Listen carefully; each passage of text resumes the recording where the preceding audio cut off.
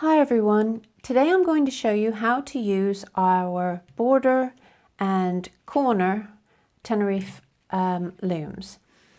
This was a special request, so it's a little bit rough and ready, and I'll apologize in advance if you get a bit of glare from the lights every once in a while.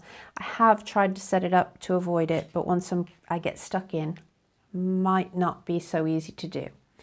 Right, so the looms, just the same as our other Tenerife lace looms, have holes for your holding stitches. And the holding stitches are what here I've placed in with green. That is thread that will be cut away, so don't use anything special for that, although it's a good idea not to use anything too fuzzy because you don't want to catch it. Basically, what you do is you stretch the web, which in this example is the pink. So we do this, and put this down so you don't get a glare while I thread my needle.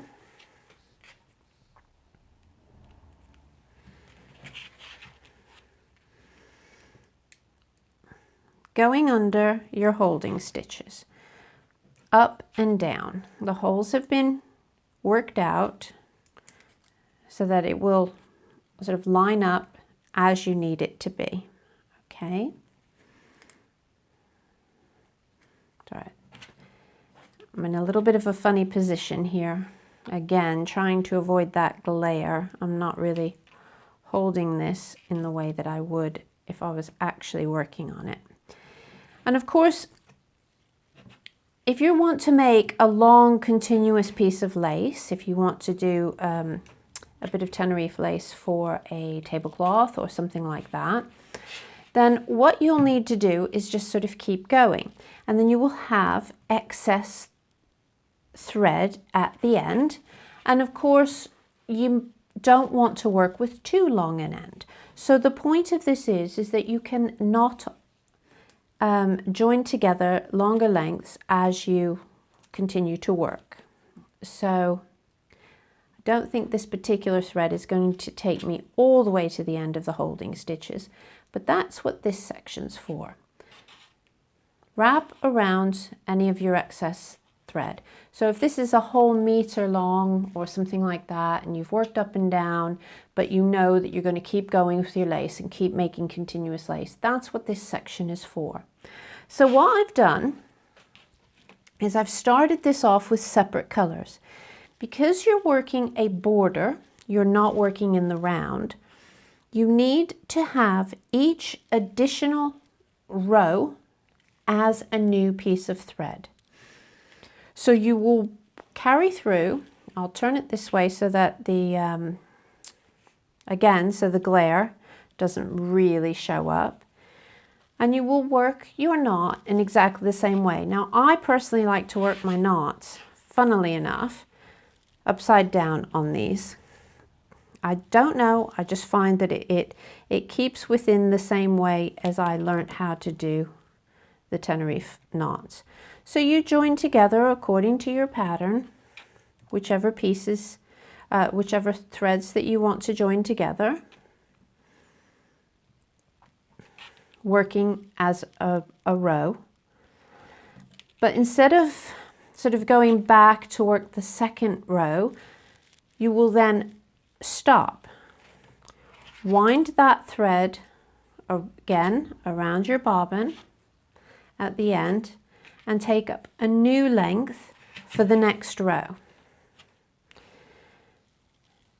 And you do this so that you can continue to make the lengths of lace longer and longer and longer. So this one has obviously got a crossing.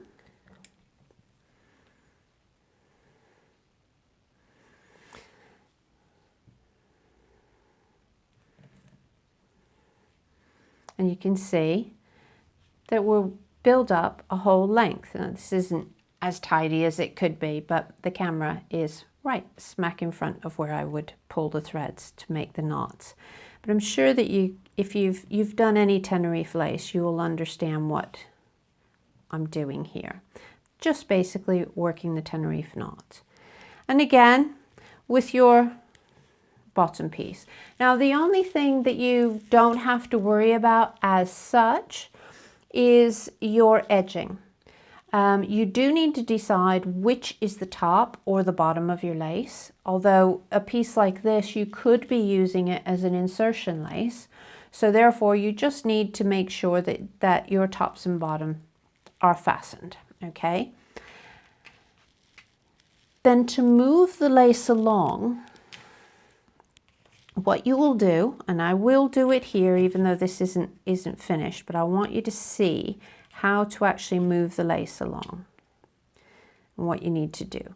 So you'll have your spare ends of thread, and you will of course have worked everything. Turn over and cut your holding stitches so that you can raise the lace.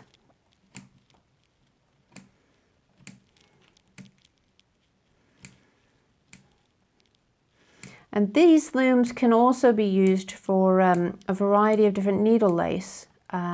If you just sort of work out what you would do with the different types of needle laces that are not just Tenerife lace.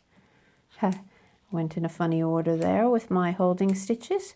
And of course we do this from the back so that there's no way that we're going to cut away any of our actual lace. So gently pull these up. You see there's a slit here where I've put my starting threads. So I want to make sure that those are free so that nothing stretches out. So that will then remove the lace. Get rid of those holding stitches. I appear to have caught a few making my rough and ready piece here to show you.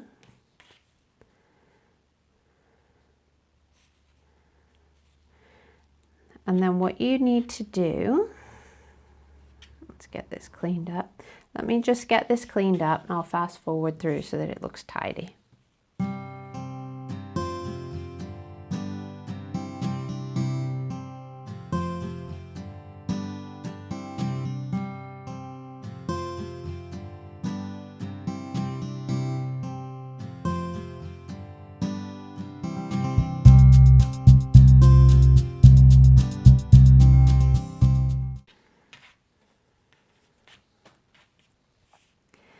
So there's a very, very rough and ready piece of lace, but you can see that it is a piece of lace. Now, so let's imagine that this piece of lace is a really long piece of lace. It's the full length of the board that we've taken it off of. Now we need to set it up for the next length. So you will line up the first few spaces and you will work your holding stitches in the same line as you did with the previous. Normally at this point, I'll start my holding stitches at this end and then secure the lace. Another way that you can do it is work the whole lot of holding stitches and then just secure your first few pieces of lace at the beginning with a little bit of extra stitching. So just to illustrate, again, in a very rough and ready sort of format.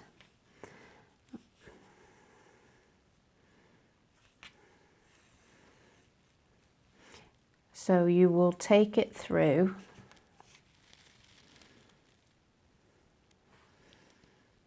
and hold those initial loops again just at the end of the piece of lace that you created, and you'll do the same at the bottom. So you'll line them up, and that will be, let's come up here,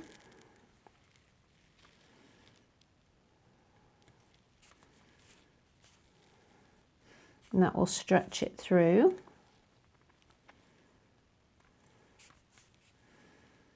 And then you'll carry on with your holding stitches with the remaining area, and then the first thing that you do is work your web. So you will take your web stitches and work up and down through your holding stitches in exactly the same way. And this way you can carry on and make very long pieces of lace. Let's move that so that it doesn't glare. With this end, as it's getting longer and longer, that's what the little bobbin that you have is for, so that you can go ahead and secure your length of finished lace, wrap it around as you need it, and then just tie it on through those holes there with try to cover up that glare again, with a ribbon or a string, and so that can get larger and keep your lace nice and tidy on that side.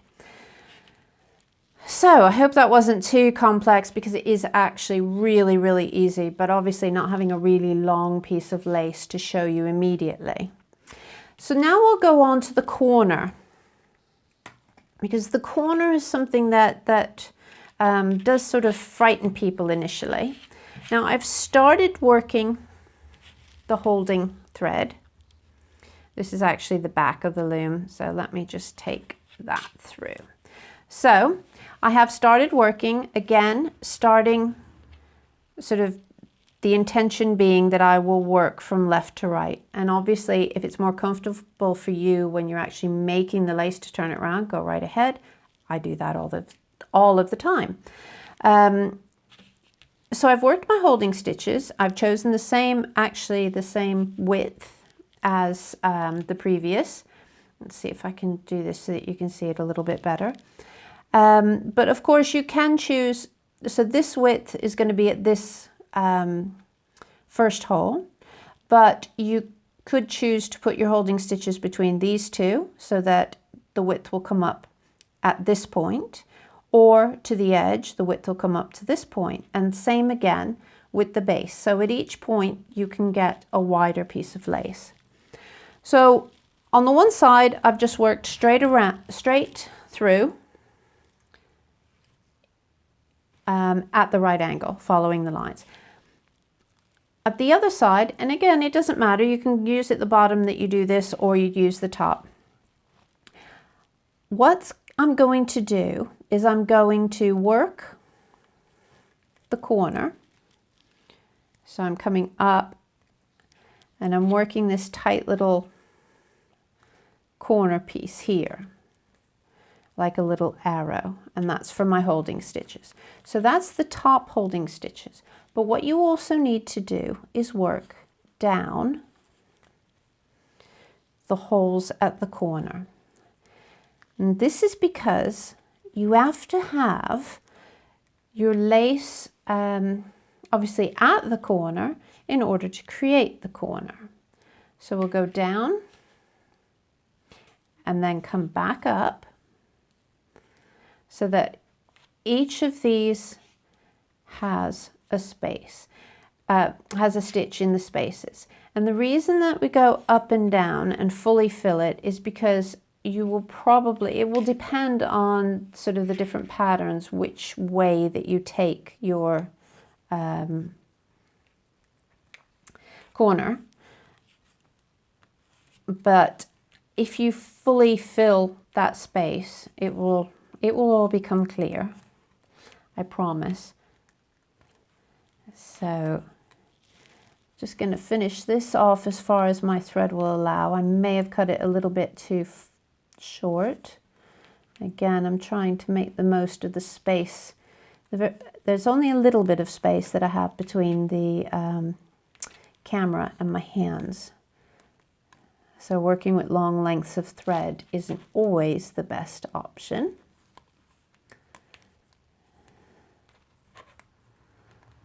Oh, nearly there. Brilliant. So I will just turn that round so that I can tie that nice and tight with my so that my holding stitches are tight.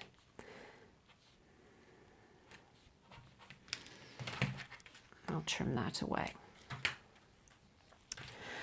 Okay, so it's all sorted and we have the corner. So now we're going to stretch the web at the corner. Now, if you have already worked a long piece of straight lace, the border lace, then you will just take that continuous web, you'll fasten your down to the first few stitches, and then you will work that continuous web in the same way as I'm about to work this new one, okay? But as it's a new one, I will just fasten that starter thread in the slit to hold it. So I'm going to go from the top, see if I can move this in such a way so that you don't get the glare as I'm maneuvering.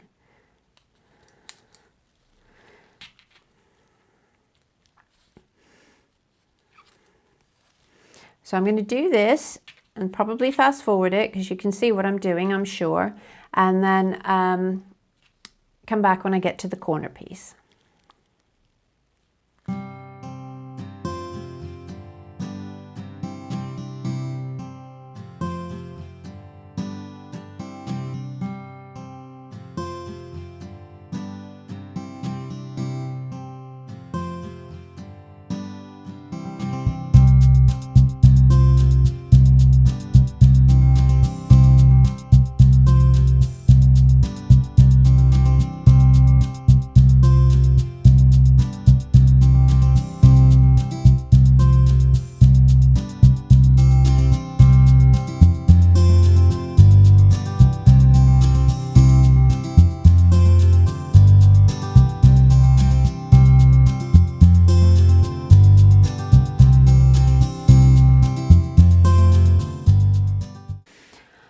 Okay, so now we're getting to the corner section. So I've come up and I'm going to come down to the next space, and then I'm going to go up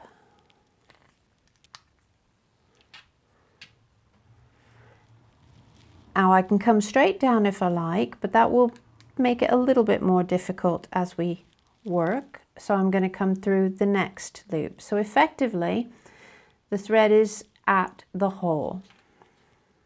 Come down. I'm going to come back up again under that same holding thread.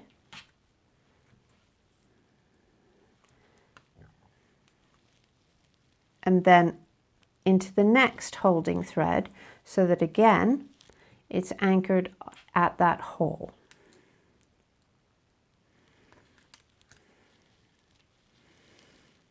Repeat this all of the way down the angle.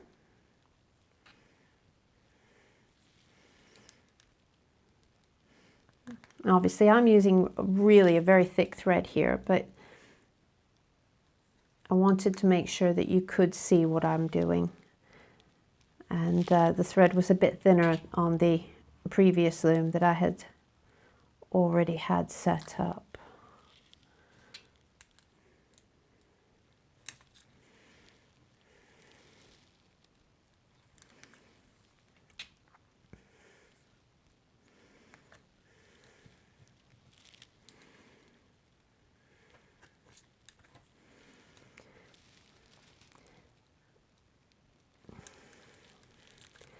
Now we're right at the corner, and I'm going to come down into that little space. You can sometimes avoid this, it just depends on what you actually want for the pattern that you're going to actually use. But I'm going to come down through that one and then through the next to turn the corner. And now we're going to start in the opposite direction. Now, the thing is what has to happen now is that your web thread has to be anchored on the previous web thread. not, so it has to interlace, because if it doesn't interlace, then everything down the center will just be a great big hole when you remove it from the loom.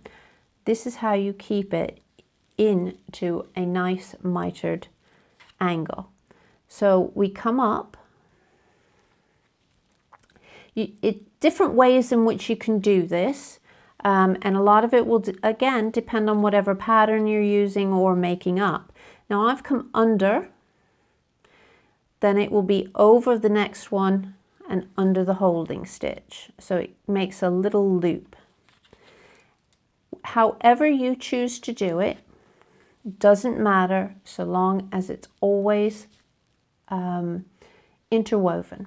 Okay, so again, I'm going to come under this loop of the actual lace thread, and then I'm going to go under.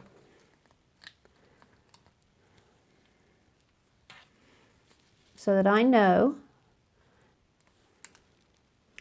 that there, let's just have a look. I went all the way under. I needed to come above, sorry. See, I went all the way under, which means that's not going to actually interlace when I come out. I want to be over that one, under that one, over that one. Who spotted the mistake as I was doing it? There you go. So now we have a nice bit that is actually woven through. So we're going to go under that one, over that, under the holding stitch, and back down to the holding stitch. And you see what you're getting is a corner piece.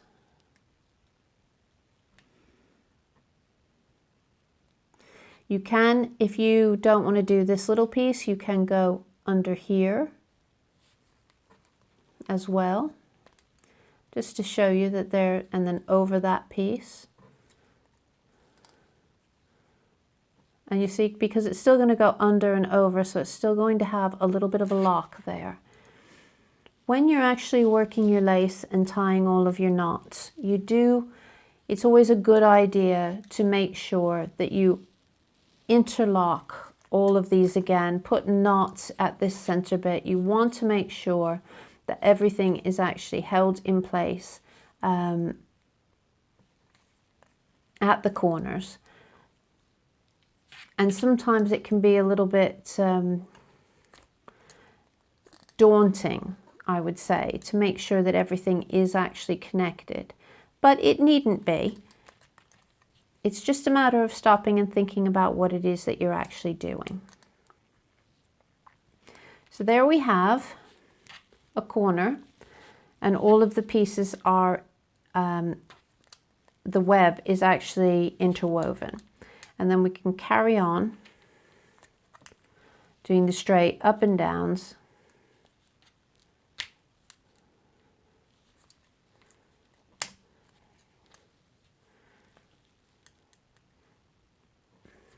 For the rest of the loom.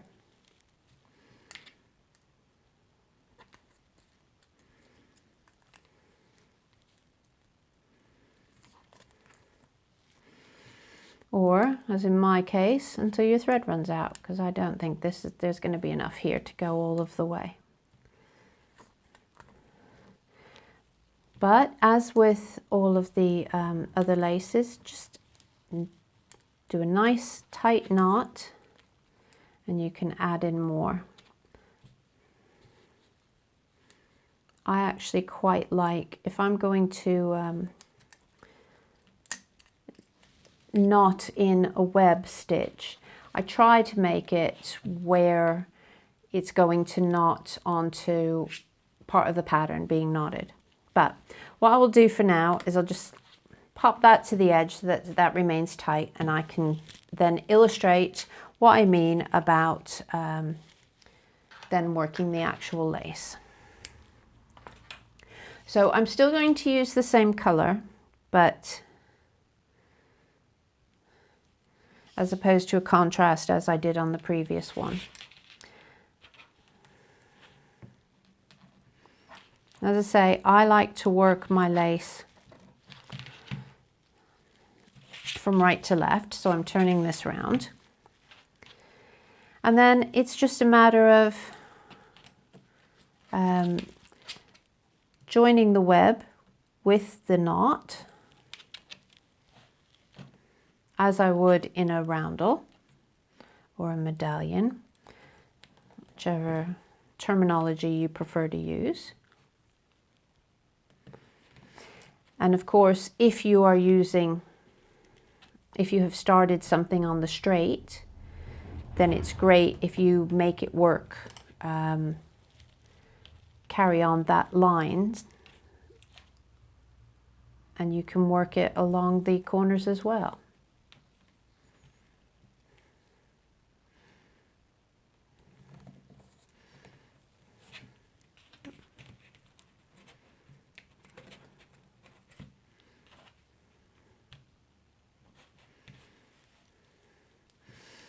Not getting quite so much glare when it's this shorter corner piece. Mind you, I will do if I move it any more to the right.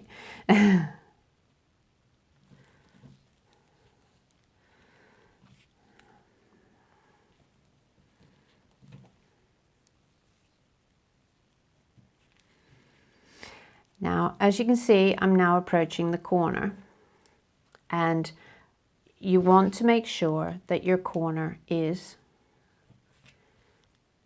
secured.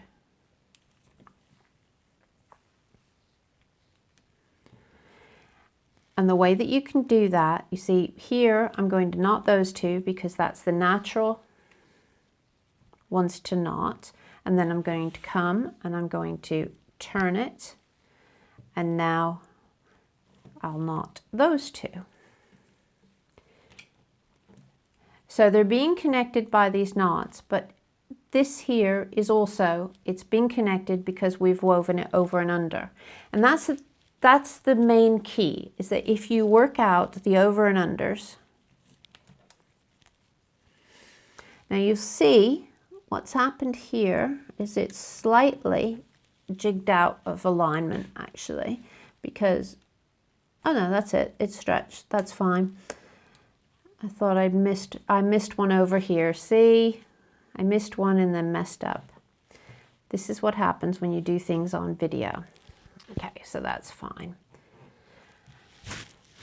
So you'll carry on, and your next row will be a new thread in the same way. So wind your excess here, do your next row as a new thread, your next row as a new thread. And then that way, you can carry on working and create your corners. So for instance, here's one on the scalloped corner. So I'm working through, and I've worked all the way here, and then I've worked this long one. And then this one I decided I didn't like and I'm taking out. I didn't quite like the placement of it. But then here I'll come down and I will join along the point as well. And so on this particular loom, of course, that's giving me a nice little scalloped edge, a vandyke edge. So I hope that that's made it a little bit clearer about how to use the corner and border looms. And at the moment we currently have two, we have the vandyke and we have the straight. So obviously the straight is what I've been using for both of these demonstrations. And they do line up. So for instance, if you had worked your straight and you now wanted that straight to have your border go into your corner, I mean, you would just attach that in exactly the same way, use the holding stitches, carry on your stitches to come around the corner, and then when you've done your corner, lift it, pop it back onto the straight so you can go as long as you want along the straight, which is great for tablecloths and things like that. So I hope that's been a help, and pop me a line if you would like to see any of our products being used, or want a little bit more clarification on any of our products, because we do try to come up with things that are a little bit different for traditional crafts. And please subscribe and click like and everything else, and I'll see you in the next video. Thanks very much. Bye bye.